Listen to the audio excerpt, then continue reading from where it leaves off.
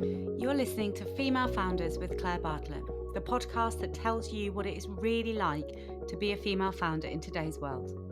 We share invaluable insights through personal journeys and real-life business experiences, highlighting the highs and the lows so you can move forward in your business with ease.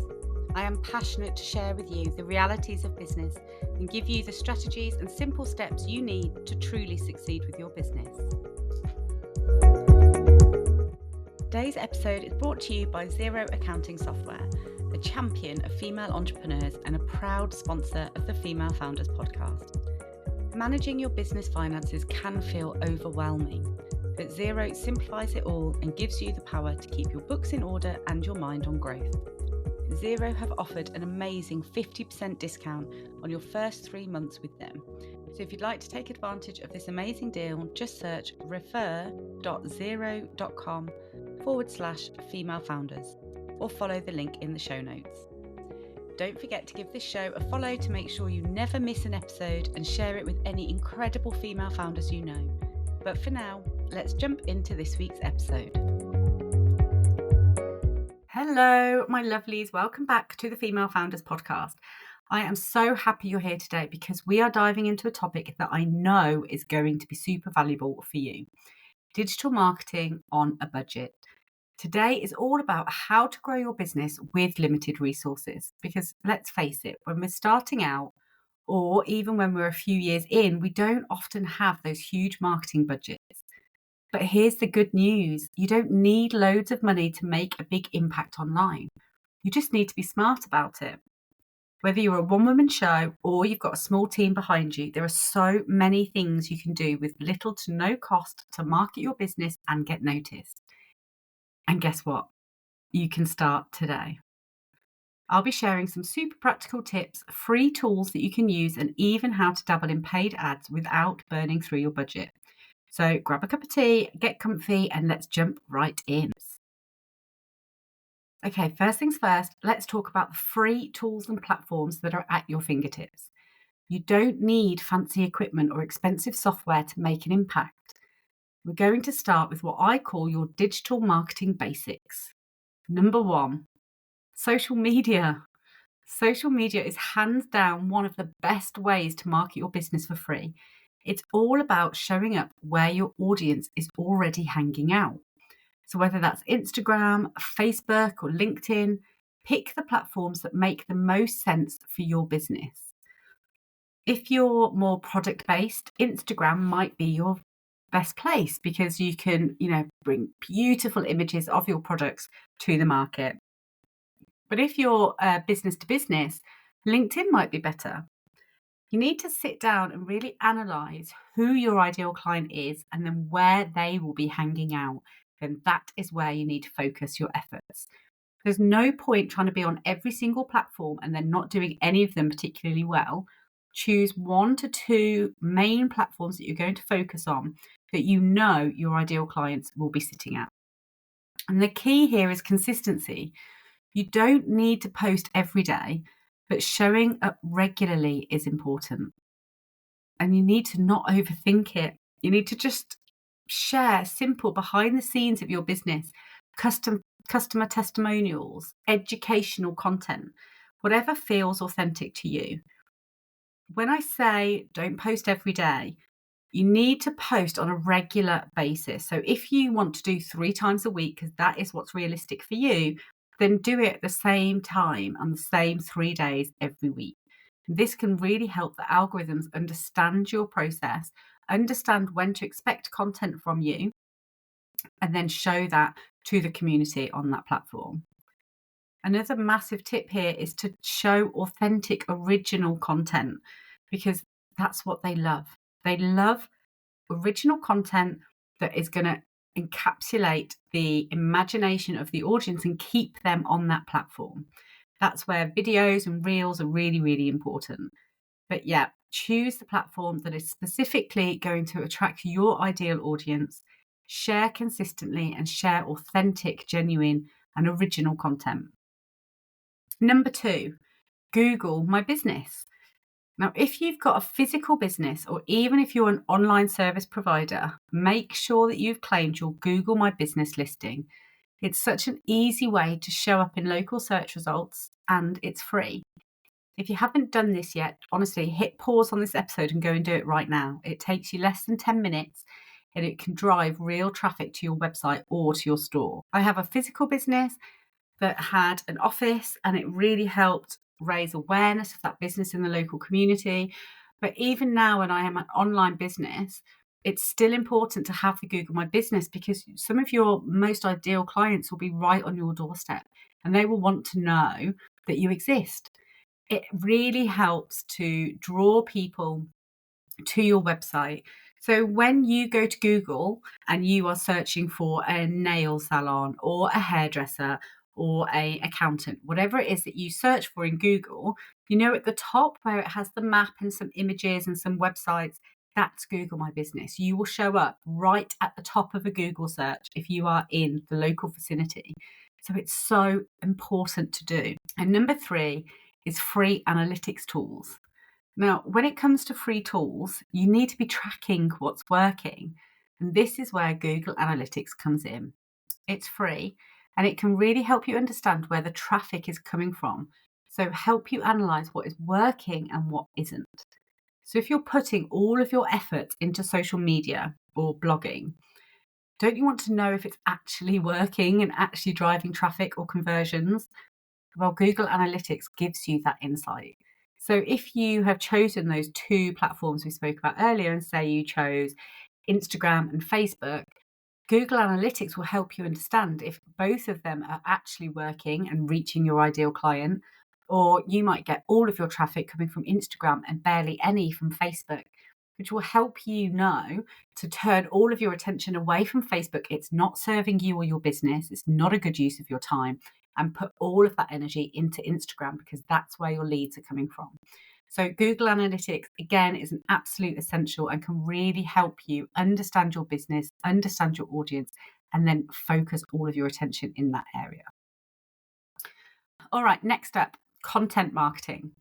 Now, this is one of the most cost-effective ways to grow your business because you're creating content that keeps working for you over time. And the best part, it's free to create, especially if you're doing it yourself. Blogging is a fantastic way to boost your SEO, which is search engine optimization, and bringing organic traffic to your website. So if you've got a website, please start a blog. You don't have to post every week, but again, just be consistent with it. Pick topics that your audience is searching for and answer their questions. And then over time, your website will start to show up in the search results. There's a great website that you can use to help you with this called Answer the Public, I believe it is. That website shows you what people are asking for at the moment in regards to different topics and areas. So it can help give you content ideas for your blog posts. And don't worry if writing isn't your strong point. Just write how you talk. If you've come across any of my content or my blogs, they tend to be as if I'm just having a chat with my best friend, because your audience wants to hear from you. So they like it if they can see your, tone of voice and how you would be talking to them if they read it in the same tone. Now, here's the magic bit. Then repurpose your content. One blog post can be turned into so many things. It can be turned into a week's worth of Instagram posts, an article on LinkedIn, a few Facebook posts, or even a newsletter. You have to think of the content like an investment. You put in the time to create it, so then make sure you're getting the absolute most out of that one piece of content. So if you write a blog post, pull out 3 or 4 of the key points and then turn them into social media posts. And then speaking of content, let's talk about video. Now, video is huge right now. It's one of the best ways to connect with your audience, and all of the platforms are really focusing on this type of content. And the good news is that you don't need a fancy camera. Your phone is more than enough. So go over to Instagram stories, record a quick video for LinkedIn. It doesn't have to be perfect. It just needs to be you. There's different methods that you can use. You can go live or you can do pre-recorded videos. Pre-recorded videos, especially if you are just going into this space, is definitely the way that I would recommend in the beginning, because you can take as many different takes as you need until you are happy with the content that you've created. Another thing that you can do then, talking about repurposing content, is create the blooper reel, because we all love watching people, get stuck on their words, laughing at themselves, joking with themselves, or even getting really frustrated. Because we've all been there, everyone can relate. So it's a great piece of content that just gets the engagement going on your page. Okay, now let's move on to email marketing. Now, I know some people might feel like email is old school, but honestly, it's one of the best ways to stay connected with your audience, and it's totally cost effective. Firstly, if you haven't started building an email list yet, today is that day. Your email list is one of the few marketing channels that you completely own. Unlike social media, where algorithms can change overnight, you can suddenly have your reach halved or even less, and they have the control to just one day close your page down. An email list, none of that can happen. It's entirely yours. So you can start building your list by offering something valuable to your audience in exchange for their email address, and then just stay in regular communication with your audience. So you could offer a free guide or a checklist or even a discount. You can run competitions. There's a million ways that you can start asking your audience to provide that email address. What is really important to remember is that you make sure that they understand that they're signing up to a mailing list, that you will be reaching out to them again in the future, but they will also always be able to unsubscribe if they decide not to continue on your email list. There's some really fantastic email platforms out there that offer free tiers.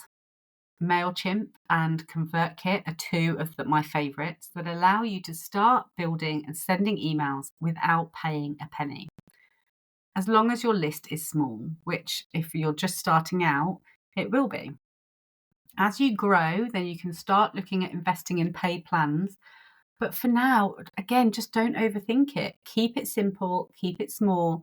Use one of these free websites just to help you start to understand that process and build this routine that you will need with regular email marketing.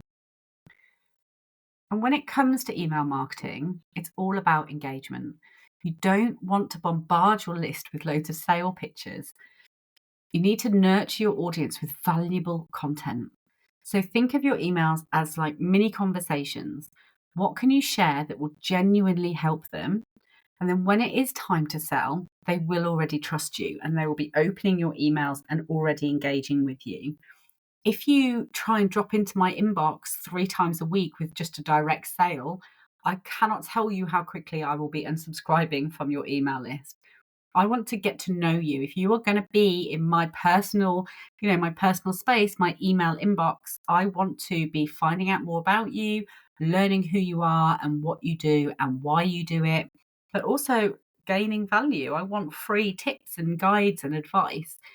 I want to feel like it is benefiting me in some way being on your email list. So make sure that the sales pitches are kept to an absolute minimum and it is more just about nurturing the relationships, building the trust with your audience. And then when you are ready to launch something or sell something, they're there for it. Okay, paid advertising. Now, I know that I've said that we're on a budget, but running small ads on Facebook or Instagram can be really beneficial. The great thing about Facebook and Instagram ads is that you can set up your own daily budget for as little as like £5 a day. But the key here to make it worthwhile is targeting. You want to make sure that you are showing your ads to the right people, people who are most likely to convert. So don't just run an ad to get likes. You need to focus on the conversions or driving people to your email list or website. So be really specific when you are setting up your ads on who you want to see that ad, who you're wanting to get in front of, and what action you are wanting them to take. So we've already discussed earlier, finding the right platform for your ideal client, really knowing who it is that you can help and who you are targeting. And again, that will really help you with paid advertising. So you can be super specific on location, on people's interests, on their age, on whether it's a man or a woman, whether they're a parent. You can be actually crazily specific on an ad. And the more specific that you can be, the better likely you are going to have some conversions from it. You can run it for different types of outcome. So you can say, I want people to come and follow me. I want people to click through to my website. I want people to just engage with this post. There's loads of different things that you can look at. But again, it's making sure that you understand why you are choosing that outcome. Make sure there's purpose behind that decision. And then again, track it. Make sure that you are getting the results. Keep an eye on how much it's costing you per lead or per click, and make sure that it's serving your business. Retargeting ads is another super cost-effective way to get in front of people who have already interacted with your business. So these are the ads that follow you around after you visited a website. Have you ever noticed that you can, click on a link in Facebook to go to a clothing brand, and then suddenly you go onto Google and there's an advert for that clothing brand, and then you go here and there's another advert, and it feels really spooky that they're like, know exactly what you're thinking. But actually, it's just retargeting ads. And you can set these up so that people who have visited your website or engaged with your social media can see your ads again and again, and keeping you the top of mind. And if you want to try your hand at Google Ads, again, you don't need a huge budget.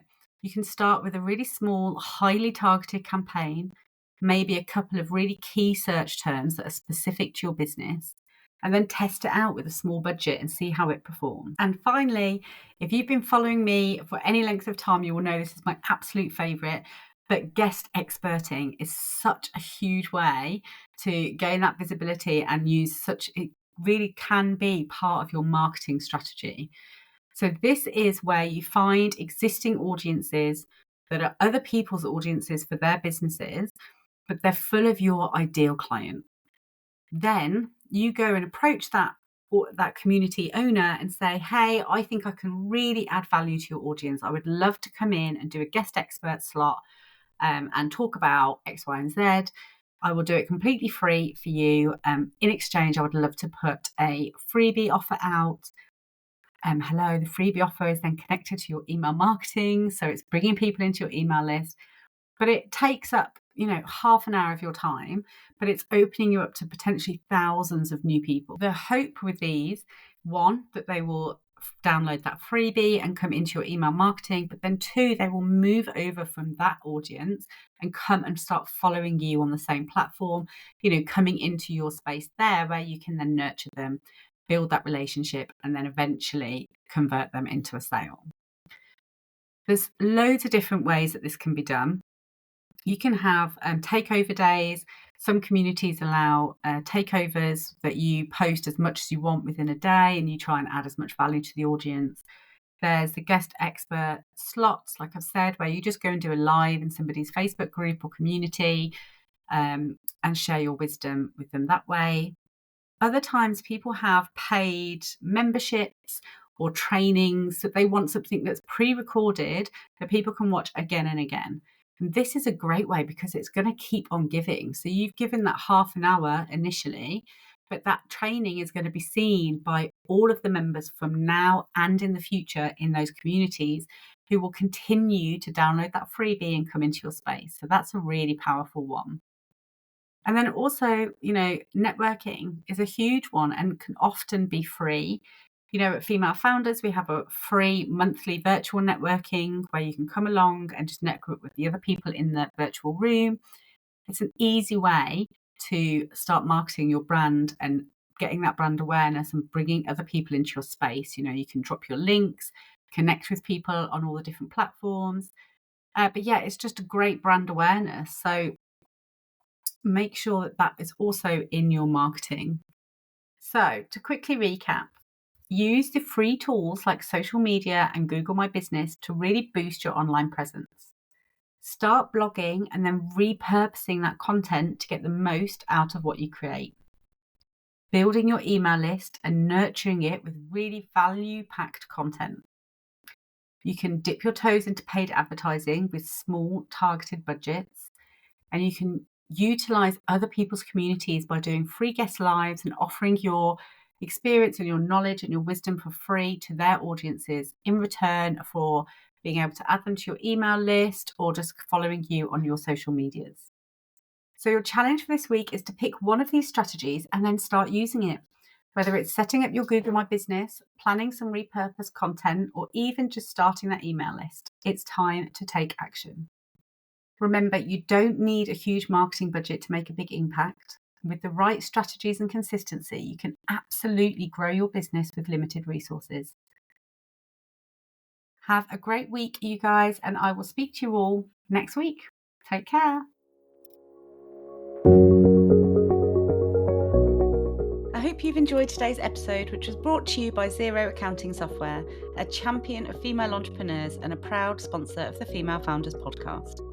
If you're running a small business and you're dreaming big, then Xero is here to help make those dreams a reality. Xero is all about supporting women like you, who are not just running businesses, but are also changing the game. So whether you're just starting out or you're scaling up, join a global community of female founders who trust Xero to manage their finances efficiently. Just visit refer.xero.com/female founders to learn more. But for now, don't forget to hit that subscribe button and share this episode with all the incredible female founders you know. And together, let's change what it means to be a female founder in today's world.